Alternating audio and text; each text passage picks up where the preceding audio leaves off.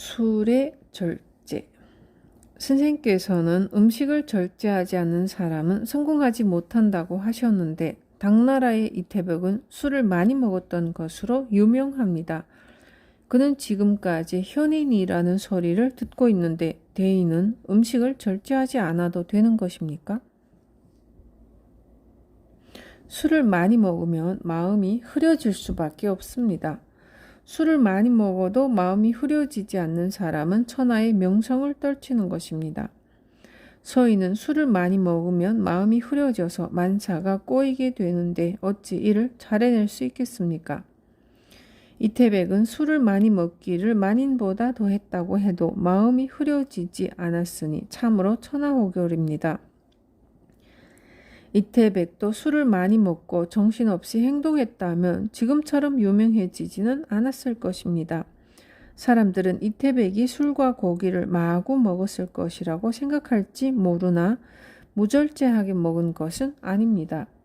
이태백은 술 100잔에 시 100편을 지었다고 하니 술 한 잔에 시 한 편이라는 절제가 있었던 것입니다. 술 한 잔에 시 한 편을 짓는데 어찌 마구 먹을 수 있겠습니까? 여담이지만 이태백은 현인이라기보다는 재기가 뛰어난 사람입니다. 무릇 현인이란 자기가 좋아하는 일을 잘하는 사람이 아니라 천하의 도를 명백히 하여 세상에 알리기 때문입니다. 식사는 절제하지만 술을 절제할 수가 없습니다. 운명에 지장이 있습니까? 술을 많이 먹으면 몸이 상하는 것을 알면서도 과음하는 사람들이 많습니다. 술도 음식이기 때문에 절제해야 합니다. 한두 잔이 나쁘다고 할 수는 없으나 많이 마시면 반드시 명을 줄입니다. 대개 술을 조금 마시면 맛있는 듯 웃음을 짓지만 많이 마시면 쓴맛이 나고 괴로운 듯 얼굴을 찌푸리고 자신도 모르는 큰 동작을 합니다.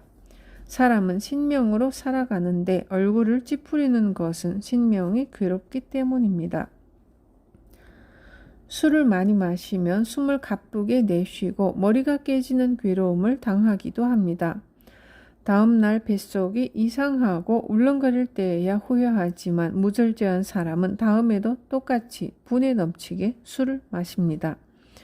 술에 취하면 자신을 잊고 더욱더 많이 먹으려 하니 자신이 누군지도 모르고 불 속으로 뛰어드는 불나방과 같습니다. 수년간 이렇게 스스로 괴롭히는데 어찌 장수할 수 있겠습니까? 한두 잔의 가벼운 술로 크게 먹는 술을 대신하여 명을 줄이는 일이 없어야 합니다.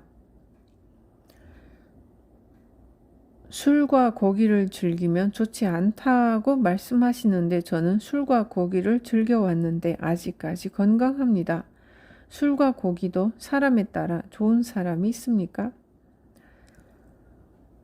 술과 고기를 많이 먹는 사람은 당장 조심하지 않으면 노년에 나쁜 일이 생깁니다. 술과 고기를 많이 먹으면 겉으로는 보기 좋아도 몸이 야무지지 않고 탁해집니다. 뼈와 살, 피부가 서로 상응해야 건강한데 당신은 겉으로는 튼튼해 보여도 속이 허약합니다. 술과 고기로 피가 많아져 심기가 자연히 이완되어 좋아 보이는 것뿐입니다. 사람은 심기가 근본인데 심기가 빠진 사람 중에 성공한 사람은 천하에 없습니다. 간절한 소망은 이루어진다. 운이 나빠 크게 고생하고 있습니다. 어떻게 소원을 빌어야 여기서 헤어날 수 있습니까?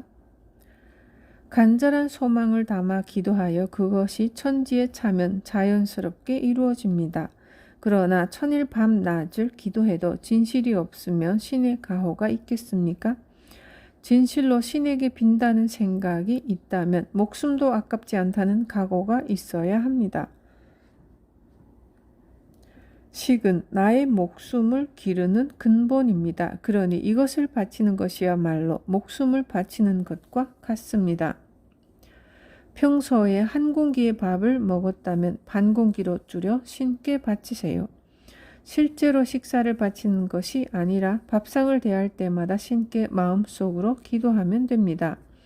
지금 반 공기를 드립니다 하고 마음속으로 기도하고 반 공기의 밥을 먹으면 됩니다.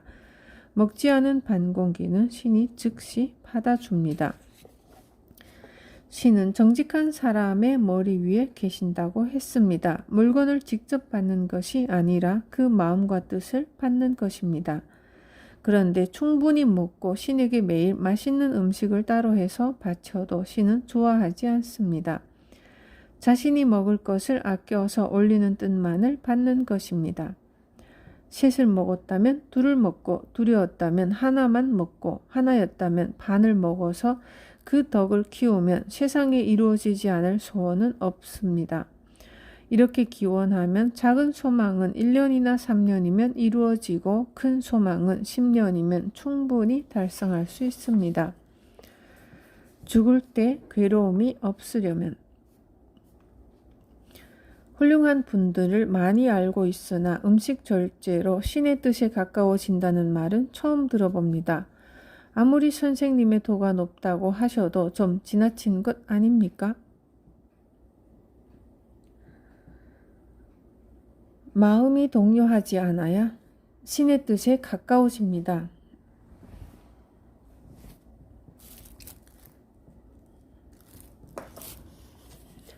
마음이 혼란스러워지는 것은 다 음식이 원인입니다. 음식을 절제하면 마음이 안정되고 작은 일에 동요하지 않습니다. 술과 고기를 먹으면 마음이 쉽게 흥분되고 흐트러져서 생각지도 않은 나쁜 짓을 하게 됩니다.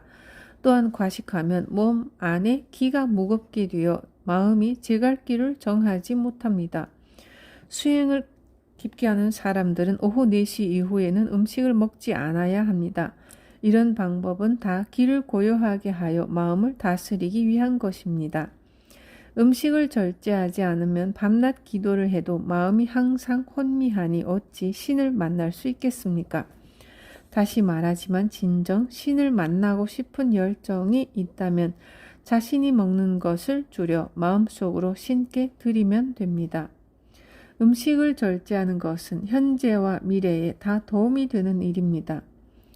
현생에서 음식을 절제하여 이를 천지에 남기면 전생의 악연을 풀어 현생의 명복을 늘릴 수 있습니다. 현생에서부터 안락세계에 사니 자연스럽게 임종 또한 편안할 수 있습니다. 사람이 죽을 때 모습을 보면 어떻게 살았는지 알 수 있습니다. 죽을 때 괴로운 마음이 없으면 다가올 세상에도 괴로운 마음이 없는 세계에서 살게 됩니다.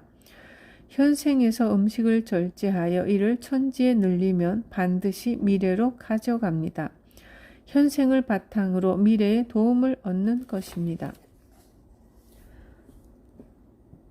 절제를 물려줘라. 자손이 잘 사는 것을 제 눈으로 보고 싶습니다. 생전에 많은 재산을 물려주고 싶은데 괜찮겠습니까? 대단히 좋지 않은 생각입니다.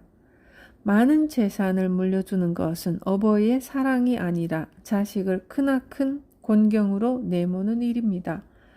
재산을 물려주기 전에 절제를 가르쳐야 할 것입니다. 절제가 몸에 배지 않은 채로 재산을 물려받으면 그 자손은 재산이 언제까지나 그럴 줄 알고 하는 일 없이 세월을 보내게 됩니다. 또한 가업을 튼튼하게 하기는커녕 송두리째 날려버릴 수도 있습니다. 진정으로 자식을 위한다면 그 어버이가 정직을 근본으로 언제나 절제하는 모습을 보여주면 됩니다. 그리고 자손을 위해 만물을 허비하지 않고 사소한 것이라도 버리지 않는 것을 꼭 지켜야 할 가훈으로 가르쳐야 합니다. 오로지 절제하는 가풍을 남기는 것이 어버이의 크나큰 사랑을 전해주는 것입니다.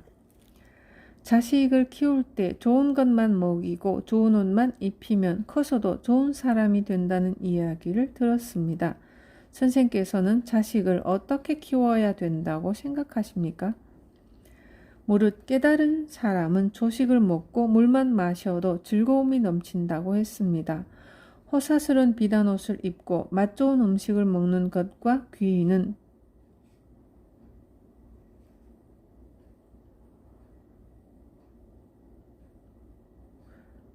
호사스러운 비단 옷을 입고 맛 좋은 음식을 먹는 것과 귀인이 되는 것은 상관이 없습니다. 모든 실력과 천재성은 스스로 드러납니다. 노력이 쌓여서 몸 안의 신명이 발동하는 것이 바로 능력입니다. 소인이면서 어려서부터 귀한 사람이 하는 대로 맛 좋은 음식을 먹고 좋은 옷만 입으면 나중에 크게 후회합니다. 덜 좋은 옷을 입고 조식을 하며 컸다고 해서 실력이 떨어지는 것은 아닙니다. 밑바닥에서부터 갈고 닦아 훌륭한 현자가 된 분이 많습니다.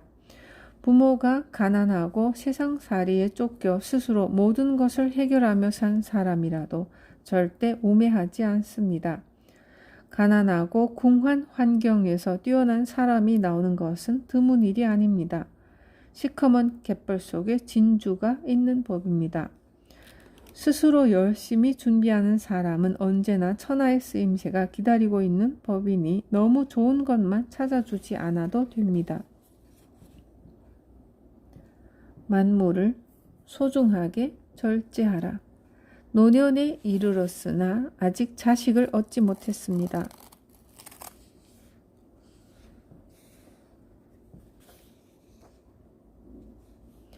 아이가 없으니 절제를 해도 누구에게 그 덕을 물려주겠습니까? 죽은 뒤에 재물이 무슨 소용이 있습니까? 남은 인생을 호화롭게 살고 싶습니다.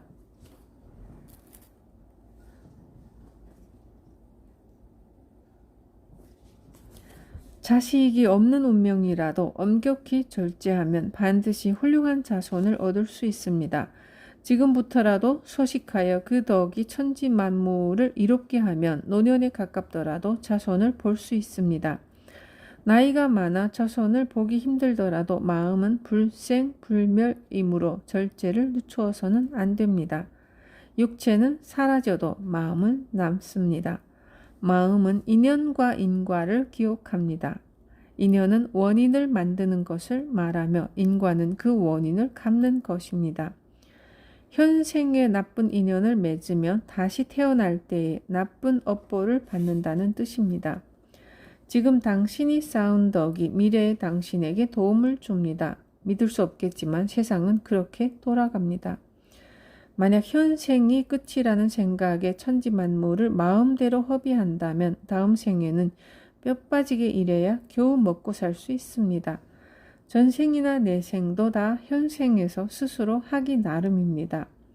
몸가짐이 바른 사람은 스스로 돕게 됩니다. 하늘은 스스로 돕는 사람을 보살핍니다. 만물을 소중하게 절제하라는 것이 나의 말이 아니라 하늘과 자연의 가르침입니다.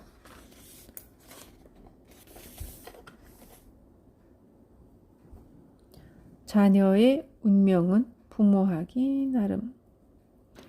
아기가 자주 아픕니다.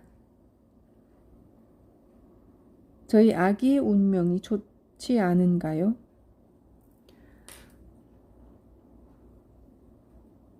어린 아기가 가난하고 나쁜 운명을 갖고 태어났더라도 부모가 절제하면 아이의 운명이 더 이상 나빠지지 않습니다. 또한 초년에 부모가 하는 바에 따라 나쁜 운명도 좋게 바뀌는 일이 많습니다. 자식에게 있어 부모는 근본입니다. 근본이 바로 서면 자연스럽게 모든 것이 바르게 됩니다. 혹시 아이에게 태어나기 전 인연이 있다 해도 이것을 푸는 것은 부모의 행동에 달렸습니다. 부모가 이 인연을 풀지 못하면 커가면서 자신의 행동에 따라 인연의 실타래가 풀립니다. 나쁜 인연을 푸는 가장 좋은 방법은 음덕을 쌓는 일입니다. 몰래 다른 사람을 돕는 일을 계속하세요. 보통 사람들이 몰래 하는 음덕으로는 충분하지 않습니다. 스스로 매일 먹는 음식에서 절제하는 것이 시작입니다. 내 입으로 들어가는 얼마 안 되는 음식이지만 매일 절제를 실행하면 자손의 나쁜 인연을 풀어 아기의 가난함과 병약함을 극복할 수 있습니다. 세상은 날마다 새롭게 변한다. 저희 제자들이 평생 간직해야 할 말씀을 전해 주십시오. 처음 세상이 만들어질 때는 아무것도 없었습니다. 그 후에 음양의 기가 만들어지면서 사람이 생긴 것이므로 음양의 기가 근본이고 신체는 나중입니다. 그래서 관상이나 생김새를 먼저 논하는 것보다 기를 중심으로 인생을 논해야 합니다.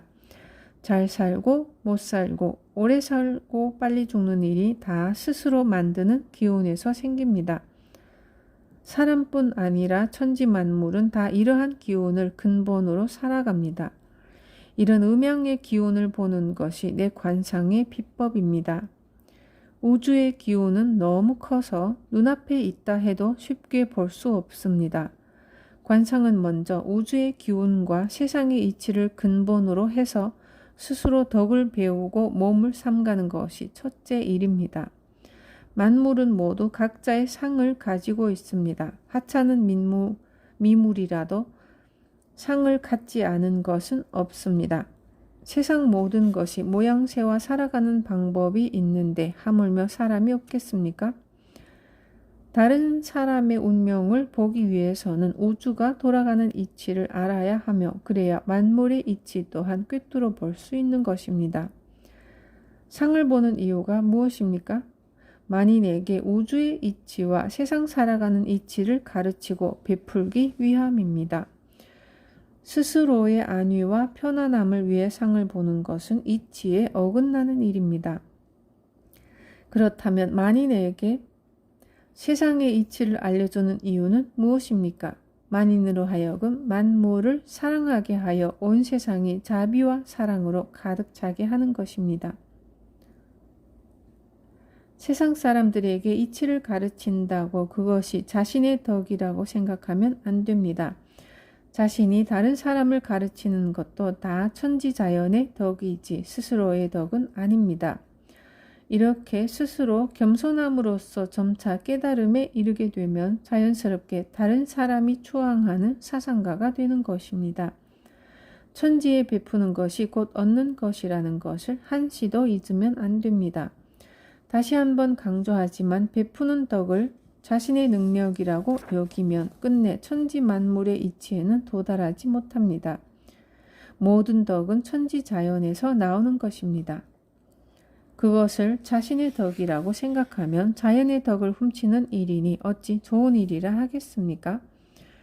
물은 높은 곳에서 낮은 곳으로 흐릅니다. 바다가 자연스럽게 천지의 물을 받아들이듯 자연의 이치는 간단합니다. 이치를 알면 상을 꿰뚫어 보는 것이 하나도 신기하지 않습니다. 신기한 것은 도가 아니며 오로지 명명백백한 것이 도입니다. 세상 만물은 모두가 날마다 새롭게 변합니다. 날마다 새롭게 변하는 것을 꿰뚫어 보기 위해서는 만물을 나의 백성이라고 생각하는 자세가 필요합니다. 이런 자세로 만물을 바라보면 하루하루의 길흉을 알 수 있습니다. 만물은 매일 새롭게 바뀌며 한순간도 멈추지 않습니다.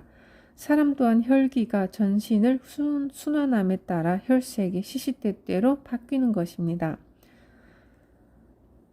계속 변하는 곳에서 이치를 터득하면 유에서 무를 알 수 있고 무에서 유를 알 수 있습니다. 만물이 태어남과 돌아감을 반복하듯이 사람도 마찬가지입니다. 세상에 올 필요가 있을 때 생겨나고 다시 돌아가는 것입니다. 그리고 또다시 생겨나는 것이고 그러므로 만물이 새롭게 된다는 것을 모르는 사람은 상을 보아도 그 이치를 미루어 알 수 없습니다. 이치를 모르는 사람은 남의 운명은 물론 자신의 운명조차 알 수 없는 것입니다. 천하의 이치를 아는 사람은 자신의 분수를 알고 스스로 어떻게 행동해야 하는 줄 압니다. 이를 모르는 사람이 높은 자리에 있으면 교만한 사람이 되기 쉽습니다. 특히 상을 보는 사람은 이 이치를 정확히 알아야 합니다. 이치를 모르는 관상가는 정확한 상을 볼 수 없을 뿐 아니라 사람을 가르칠 수도 없으며 잘못된 길로 이끌기도 합니다. 절제, 즉 스스로 멈출 줄 아는 것이 최고의 선이며 만물을 다스리는 근본 이치입니다. 절제하지 않는 모든 것은 악의 근원이며 그 종말은 만물에 해롭습니다. 절제하지 못한 삶은 비록 좋은 운명을 타고났더라도 하늘의 운을 받지 못합니다. 천운은 무절제한 사람에게는 전달되지 않습니다. 천운을 받으면 모든 것이 새롭게 되고 수신하기 쉬워집니다. 자연의 이치를 모르는 사람은 나무나 돌보다도 못한 사람입니다. 나의 상법의 비결은 오로지 절제를 첫째로 하여 하늘의 안목을 갖는 것을 목적으로 합니다. 제자가 많지만 이것을 제대로 아는 자는 극히 드물어 안타깝습니다. 가끔 알아듣는 제자가 있다 하더라도 스스로 이치를 가볍게 여겨 중도에서 물러나는 일도 많습니다. 몇몇은 이치를 가볍게 여겨 내 이름을 더럽히는 일도 있었습니다. 앞으로는 새로운 제자는 받지 않을 것입니다. 만약 배우고자 한다면 절제가 무엇인지 먼저 깨우쳐야 하며 만물이 나의 근본임을 알고 실천해야 할 것입니다. 이치의 심오한 의미를 깨달으면 내 비결을 스스로 터득한 것이니 나에게 따로 배울 것이 없습니다. 수신의 지혜. 선생은 음식과 생명을 강조하지만 사람이 살아가는 데는 인, 의, 예, 지, 신이 필요한 것인데 어찌 이것을 모르고 수신한다고 할 수 있습니까? 인, 의, 예, 지, 신은 자연의 이치를 알면 자연이 얻어집니다. 생명은 하늘의 은혜로 만들어지고 땅의 지혜로 길러집니다. 나를 낳고 기르는 것이 하늘과 땅의 덕입니다. 하늘과 땅의 은혜를 아는데 어찌 부모의 은혜를 모르겠습니까? 천지의 은혜를 아는 사람에게 인의 예지시는 자연스럽게 얻어지는 열매일 뿐입니다. 성현의 말씀을 배우지 않아도 근본만 지키면 사람의 마음은 바로 서게 됩니다. 그래서 그를 알지 못해도 혀를 행하는 사람이 많은 것입니다. 설사 지식이 높더라도 근본을 모르면 인의 예지시는커녕 부모마저 몰라봅니다. 마음은 없어지지 않는다. 선생님은 항상 심시는 묘법이라고 했는데 무엇이 묘이고 무엇이 법입니까? 사람을 포함하여 모든 만물에는 스스로 지닌 모습이 있습니다. 겉으로 드러난 모습뿐 아니라 자신이 의식하지 못하는 속모양까지 모두 다른 상을 하고 있습니다. 상에는 유상과 무상이 있는데 유상은 보이는 것이라 쉽게 생각하고 무상은 어렵게 생각하는 것이 일반적입니다. 유상은 형체가 있는 것을 말합니다. 형체가 있는 모든 것은 다 각자 살아가는 법이 있습니다. 형체가 있는 것은 사라짐이 있는 법입니다. 그래서 신체를 법이라고 하는 것입니다. 이것을 알아가는 과정이 인생이며 공부입니다. 유상은 형체가 있어 쉬워 보이지만 수시로 바뀌기 때문에 실제는 어렵습니다. 무상은 형체가 없지만 모든 것이 명명백백합니다. 무상을 아는 것이 진정으로 아는 것이라 할 수 있습니다. 무상은 곧 마음입니다. 마음은 무형으로 생김과 없어짐이 없습니다.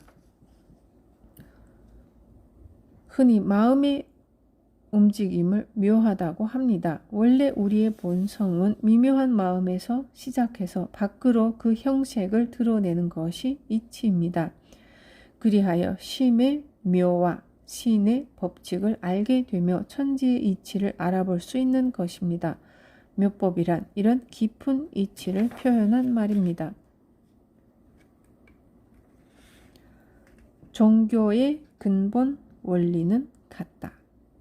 모든 종교가 완전하다면 한 가지만 있어도 될 텐데 왜 세상에는 여러 종교가 있습니까?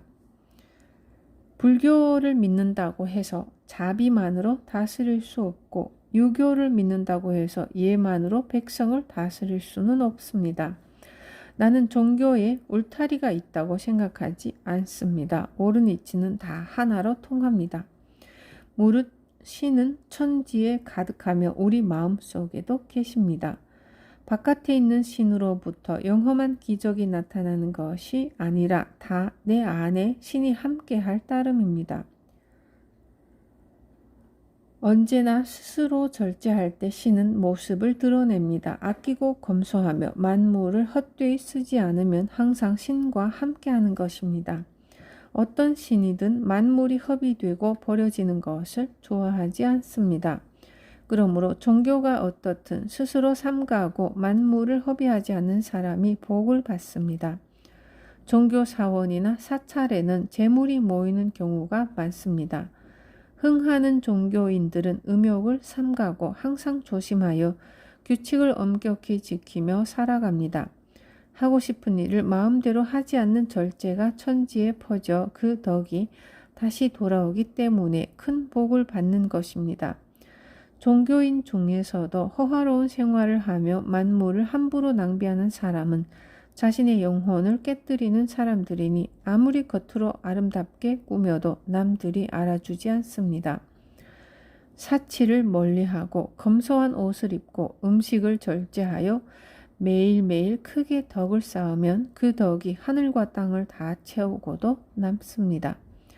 이런 사람은 칠흑 같은 산중 동굴에 기거해도 세상 사람들이 그 덕을 사모하여 스승으로 모시기 위해 모여드는 것입니다. 이것이 다 자신의 절제가 세상의 등불이 되어 천지를 비추기 때문입니다. 세상 모든 것에는 신이 깃들어 있다. 스승님, 천지가 개벽할 때 가장 먼저 생기는 것이 신이라고 들었습니다. 그러면 만물과 신 중에 어느 것이 먼저입니까? 세상 사람들은 항상 어느 것이 먼저냐라는 되지도 않는 질문을 합니다. 신이나 만물이 떨어져 있는 것이 아닙니다. 흑백으로 양분해서 생각하려는 태도로는 어느 문제도 해결할 수 없습니다. 만물이 신이고 신이 만물입니다. 만물은 신의 모습이고 신은 만물의 근본입니다. 이렇듯 만물은 신과 같이 높은 존재인 것입니다. 이런 이치를 깨달아 사람과 만물을 소중하게 여겨야 합니다. 세상 모든 것에 신이 깃들어 있다는 것을 알고 만물을 소중히 여기는 사람은 마침내 신의 보호를 받으며 도에 가까워집니다. 무릇 다른 사람의 인생을 지도하는 사람은 이런 이치를 먼저 깨달아야 합니다. 이 이치를 천하에 퍼뜨려 모든 사람이 실천하게 하는 것이 스승의 몫입니다. 이치를 알지 못하는 스승은 만물이 나날이 새롭게 변하는 것조차도 알지 못합니다. 이런 사람이 스승으로 있으면 오히려 사람들에게 해를 끼칠 수도 있습니다. 스승은 사람의 행동을 보고 그 마음의 움직임을 면밀히 관찰하여 개개인에 따라 실천해야 할 덕행을 가르쳐야 합니다. 마음이 반석과 같이 될 때까지 더욱 행동을 조심스럽게 가르쳐야 합니다. 또한 이치를 스스로 터득할 수 있도록 도와줘야 합니다. 운명학의 비결. 운명학을 공부하는 방법을 알려주십시오.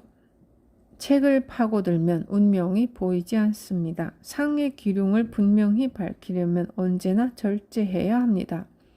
만물이 낭비되는 것을 하늘과 땅이 손상되는 것으로 여기고 사소한 것이라도 낭비하면 안 됩니다. 이처럼 3년을 절제하면 다른 사람의 상이 뚜렷이 보이기 시작합니다. 운명학자는 항상 스스로 실천하여 자연의 기륭을 몸에 간직하고 참뜻을 깨달은 후에 다른 사람의 상을 보아야 합니다. 이치를 깨닫지 못한 사람은 운명을 감정해도 어째서 기륭이 있는지 알 수 없습니다. 기륭을 모르는 운명학자들은 운명도적이라고 할 수 있습니다. 상을 보러 온 사람 중에 도박이 직업인 사람이 있었습니다. 이 사람의 상을 보니 찢어지게 가난한 것은 물론 머지않아 불구가 될 운명이었는데 이 사람은 젊을 때부터 음식 낭비를 엄청나게 싫어하던 사람이었습니다. 가끔 도박으로 큰 돈을 벌면 흥청망청 써버리기는 했지만 음식을 삼가고 죽을 먹는 것을 즐겼습니다. 심지어 개울에 떠내려오는 풀잎들을 모아 먹을 수 있는 것들은 정성스럽게 먹었습니다. 이 사람은 배운 것도 없고 내세울 직업도 없었지만 음식으로 천지의 덕을 쌓아 마침내 유복하게 되었습니다. 아주 좋지 않은 운명이라도 음식을 근본으로 검소한 생활을 지키면 출세할 수 있습니다.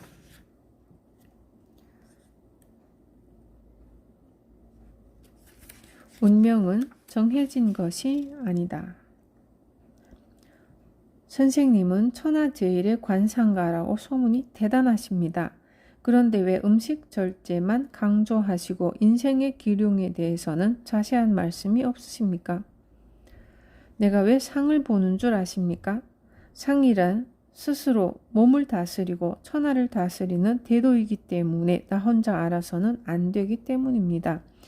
그래서 많은 사람을 모아 그 도를 가르치기 위해서 상을 보고 기륭을 판단해 주는 것입니다. 근래에 와서는 사람들에게 도를 가르치기만 할 뿐 기륭은 말해주지 않습니다. 왜 그런 줄 아십니까? 도를 행하면 기륭은 의미가 없어지기 때문입니다.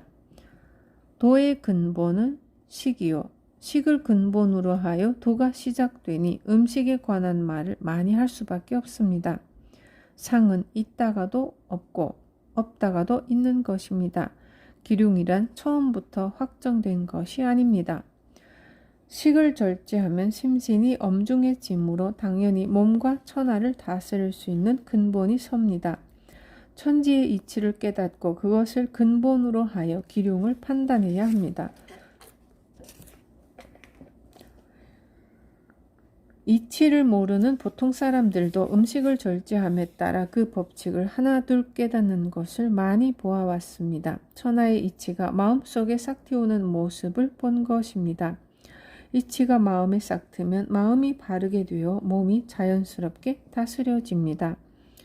귀천을 떠나 식사를 절제하지 않고는 운명이 제대로 자리 잡기 힘들어집니다.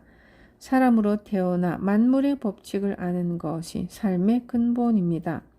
그러나 알기만 해서는 아무것도 아닙니다. 행동에 옮겨야만 합니다.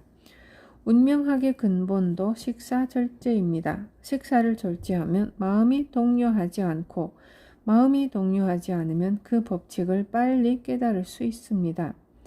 천지에는 목, 화, 토, 금, 수의 오행과 오기가 있고 사람에는 인, 의, 예지, 신의 오상이 있어 만물은 모두가 그 쓰일 곳이 정해져 있습니다. 마음이 동요하는 사람은 자신이 어디에 쓰일지 알아챌 수 없습니다. 이것을 일컬어 격에 미치지 못한다고 말합니다. 격에 미치지 못하는 사람들을 격외라고 부릅니다. 격외의 사람들은 사물의 이치에 어둡기 때문에 하늘로부터 받은 덕과 복을 줄이면서 살아갑니다. 식사가 모자르한 사람의 인생은 등불 없이 칠흑 같은 밤길을 걷는 것과 마찬가지입니다. 그러니 기뻐해야 할 것도 식이요, 걱정해야 할 것도 식입니다. 음식이 운명을 좌우한다. 절제 중 으뜸은 무엇입니까? 내가 10수년 동안 관상 공부를 하고 운명을 감정하기 시작했을 때 처음에는 틀리는 것이 거의 없어 크게 자만했습니다.